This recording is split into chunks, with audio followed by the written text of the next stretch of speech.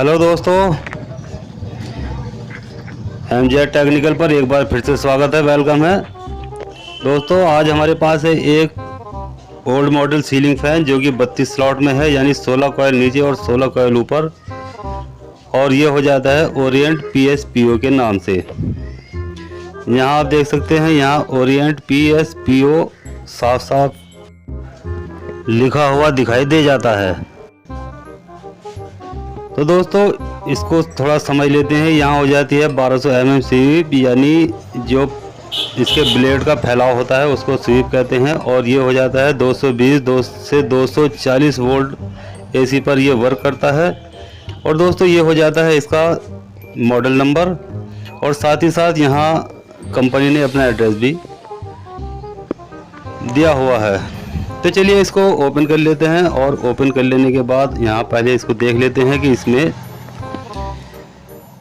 क्या कमी है और ये अंदर से कैसा है। तो यहाँ पर आप देख सकते हैं ये बिल्कुल हीट हो चुका है, यानी किसी मिस्त्री ने इसको जो इसकी कॉइल है उसको भी कटिंग कर देने के बाद इसको चलाया होगा, तो ये और ज़्यादा हीट हो चुका है। यहाँ पर आप देख सकते हैं ये सारी कॉइल इसकी बिल्कुल हीट हो चुकी है, और इसकी बॉडी भी अर्थ हो गई थी। यहाँ पर आप इसकी रनिंग वाली कॉइल पर भी देख सकते हैं, ये भी एक कॉइल इसकी जल चुकी है।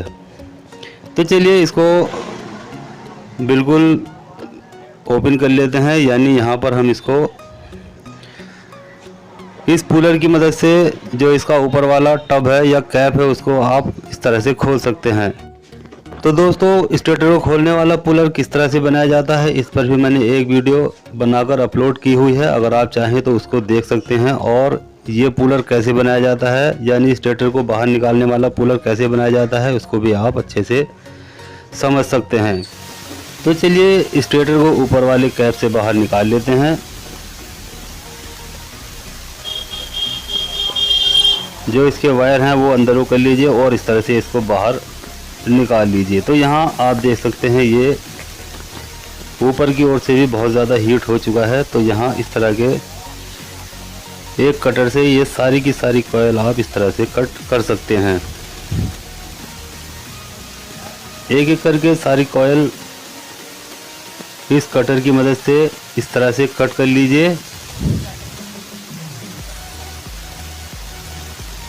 क्योंकि बिना कटे ये कॉइल बाहर कभी भी नहीं निकल सकती। इसलिए बेहतर ये होता है कि इसको, अगर आपके पास दूसरा कटर होता है तो आप उसकी सहायता से भी इसको काट सकते हैं, और उसके बाद इस नोक प्लायर की सहायता से आप इसको पहले सीधा कर लीजिए। अगर ऐसे ही इसको निकालने की कोशिश करेंगे तो इसका स्टेटर फैल जाएगा और उसमें ज़्यादा गैप आ जाएगा, जिसकी वजह से स्टेटर जब फैल जाता है तो वो गर्म चलने लगता है।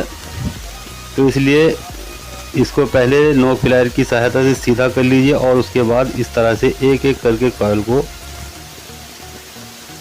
बड़े ही आसानी के साथ निकाल लीजिए। तो इससे ना तो आपका स्टेटर की पत्तियां फैलेंगी और ना ही निकालने में भी किसी तरह का जोर लगाने की ज़रूरत बिल्कुल भी नहीं पड़ेगी। तो आप देख सकते हैं बहुत ही आसानी से ये सारी कॉइल निकलकर बाहर आ जाती हैं। अब ठीक इसी तरह से जो नीचे वाला सर्किट है उसको भी इस कटर की मदद से एक एक करके काटते जाएंगे। बहुत से भाई इसको ब्लेड से भी काट लेते हैं, यानी जो लोहा काटने वाला ब्लेड होता है उससे भी बहुत से भाई इसको काट लेते हैं।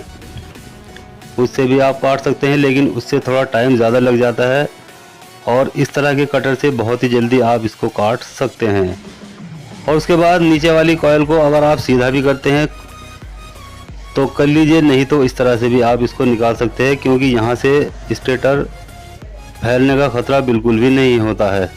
तो चलिए एक एक करके नोक प्लायर से सारी कॉइल हमने अब बाहर निकाल ली हैं, और उसके बाद यहाँ पर इसको ब्रश वगैरह से साफ़ कर लेते हैं, ताकि इस पर जो गंदगी लगी हुई है वो अच्छे से साफ़ हो जाए। इस तरह से अब ये बिल्कुल फ्रेश हो चुका है। चलिए अब देख लेते हैं कोर की साइज़, यानी कोर की मोटाई। तो यहाँ आप देख सकते हैं इसका स्टेटर का जो साइज़ है वो 16 mm हो जाता है, यानी ये 16 mm मोटी इसकी खोर हो जाती है। तो चलिए अब बारी आ जाती है यहाँ पर पेपर लगा लेने की। तो चलिए यहाँ स्टार्टिंग वाली जो इसकी सर्किट है नीचे, उसमें पेपर लगा लेंगे। यानी 16 स्लॉट नीचे हैं और 16 ऊपर हैं, तो सबसे पहले नीचे वाली स्लॉट्स में हम पेपर लगा लेंगे। तो यहाँ दोस्तों देख सकते हैं इसके नीचे वाली जो स्टार्टिंग वाला सर्किट है उसमें इस तरह से 16 के 16 पेपर मैंने इसमें लगा लिए हैं इस तरह से। और पेपर लगा लेने के बाद अब बारी आ जाती है इसको मशीन पर ले जाकर सेट कर लेने की। तो चलिए इसको मशीन पर ले चलते हैं और उसको फिट कर लेते हैं।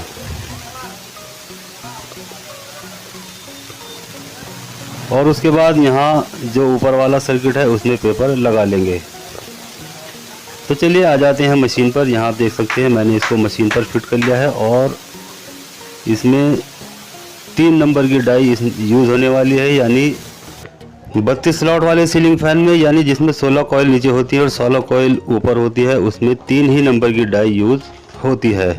तो चलिए दोनों तरफ मैंने इसमें डाई लगा ली है, एक अपनी तरफ और एक दूसरी साइड, और स्टेटर को बीच में ले लिया है।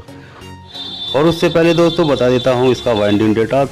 तो यहाँ पर 370 टन हम 36 नंबर वायर से इसमें यूज़ करने वाले हैं, जो कि इसकी ओरिजिनल वाइंडिंग डेटा हो जाती है। तो यहाँ आप देख सकते हैं मशीन 00 बता रही है और यहीं से हम इसको शुरू करते हैं। तो सबसे पहले पहली कॉइल को हम इंस्टॉल कर लेते हैं और उसमें 370 टन 36 नंबर कॉपर वायर से डाल लेते हैं। और दोस्तों जितनी भी इसकी कॉइल है, यानी 16 की 16 कॉइल में हम 370 टन 36 नंबर कॉपर वायर से ही डालते जाएंगे। तो चलिए सबसे पहले इसकी पहली वाली कॉइल को डाल लेते हैं और उसके बाद यहाँ मीटर को भी देख लेंगे कि इसमें कितनी टन आ चुकी है। तो चलिए यहाँ आप देख सकते हैं ये कॉइल पूरी हो चुकी है और यहाँ अब 370 टन इसमें मीटर पर दिखाई दे जाती हैं। तो दोस्तों हर कॉइल में हम 370 टन डाल लेते हैं। तो चलिए मैं इसको पूरा कंप्लीट कर लेता हूँ। तो यहाँ आप देख सकते हैं ये मैंने इसका पूरा सर्किट कंप्लीट कर लिया है और हर कॉइल में 370 टन डाली गई हैं। जहाँ हमने 0 से शुरू किया था और 0 पर ही मशीन आकर रुक जाती है। तो चलिए अब ऊपर वाला सर्किट भी मैं पेपर लगा लेता हूं और उसको भी मशीन पर फिट कर लेता हूं। तो यहाँ आप देख सकते हैं ये मैंने इसमें पेपर भी लगा लिया है और साथ ही साथ इसको मशीन पर फिट कर लिया है और पहले वाली कॉइल को इंस्टॉल कर लेते हैं। और उसके बाद यहाँ पर आप देख सकते हैं इसका बाइंडिंग डेटा भी, जो कि रनिंग कॉइल टर्न्स हो जाती हैं 390 और 36 नंबर ही कॉपर वायर इसमें यूज़ किया है। और कैपेसिटर की बात की जाए तो इसमें 3.25 MFD का कैपेसिटर यूज़ होने वाला है। तो यहाँ दोस्तों आप देख सकते हैं 390 टन इस पहली वाली कॉइल में आ चुकी है और बाकी की जितनी भी ये कॉइल हैं उनमें 390 टन 36 नंबर कॉपर वायर से ही डाल देनी है।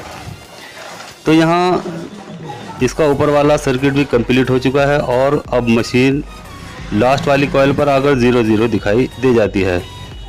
तो चलिए अब मैं इसको मशीन से बाहर निकाल लेता हूँ और यहाँ पर आप देख सकते हैं कितनी फिनिशिंग के साथ मोटर हमारी रिवाइंड हो चुकी है। अब चलिए यहाँ पर भी मैं इसमें पेपर लगा लेता हूँ और इसको अच्छे से लॉक कर लेता हूँ।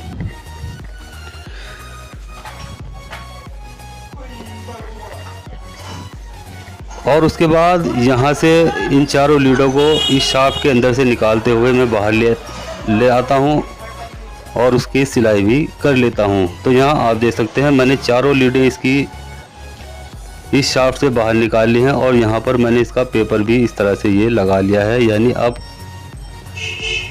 ये पूरा फैन बिल्कुल पैक हो चुका है, यानी अब एक भी वायर इसका बाहर की ओर नहीं निकलेगा और हर कॉइल इसकी लॉक हो चुकी है। और यहाँ ये चारों लूपें मैंने यहाँ से निकालते हुए इधर को बाहर शाफ्ट के अंदर से बाहर निकाल ली हैं।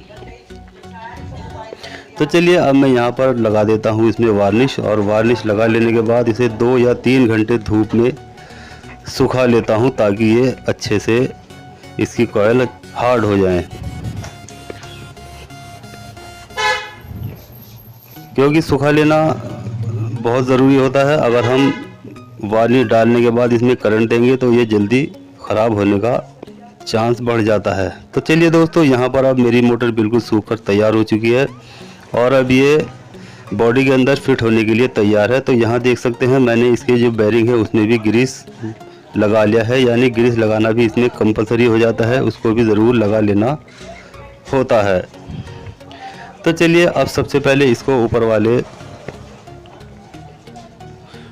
टब में इस तरह से बैठा लेते हैं, यानी इसकी जो ऊपर वाली प्लेट है उसको सबसे पहले चाहे तो आप नीचे वाले में भी फिट कर सकते हैं और चाहे तो ऊपर वाली में भी। अब यहाँ लगा लेते हैं इसका ये रिंग,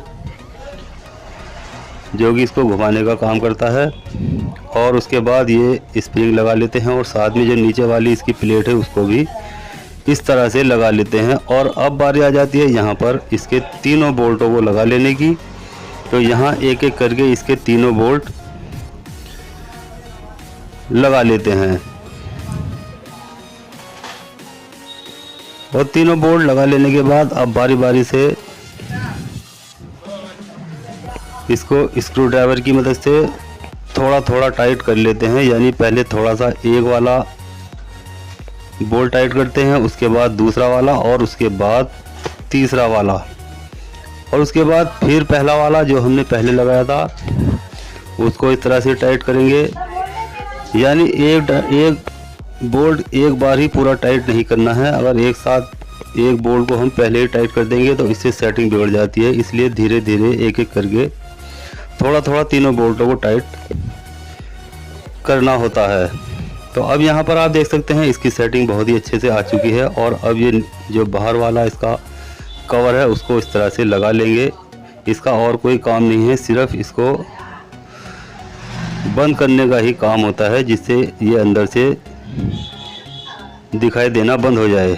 और यहाँ पर दोस्तों इसके जो छेद होते हैं उसमें इस तरह से इसमें भी 3 बोल्ट होते हैं, उनको भी एक एक करके लगा लेते हैं। तो चलिए यहाँ से अब इसका जो वायर है वो इस छेद में के ज़रिए हम, यानी इसमें जो इसकी जो शाफ्ट होती है उसके अंदर एक होल होता है, उस होल के अंदर से इन वायर को हम इस तरह से, आपके पास कोई भी वायर हो हार्ड वायर तो उससे आप इस तरह से हुक बनाकर इसको निकाल सकते हैं। तो ये देखिए इसकी चारों वायर मैंने बाहर निकाल ली हैं और अब समझ लेते हैं इसके कनेक्शन। तो सबसे पहले कोई से भी 2 वायर आप ले लीजिए, यानी अलग अलग कलर के, जो एक रेड और एक येलो, आपके पास अलग कलर के भी हो सकते हैं।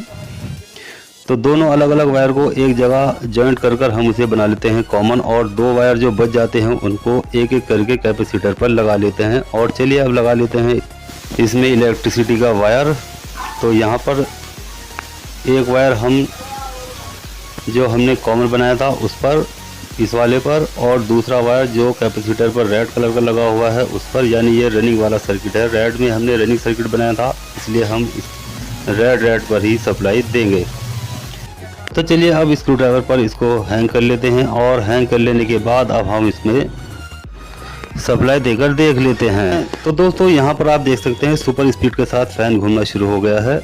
तो यहाँ ओरिएंट सीलिंग फ़ैन को किस तरह से रिवाइंड करते हैं आज की वीडियो में हमने ये जान लिया है। तो दोस्तों वीडियो अच्छी लगी लाइक करें, शेयर करें और बेल आइकन को भी दबाएं। तो चलिए मिलते हैं जल्दी दूसरी वीडियो में, तब तक खुदा हाफिज़।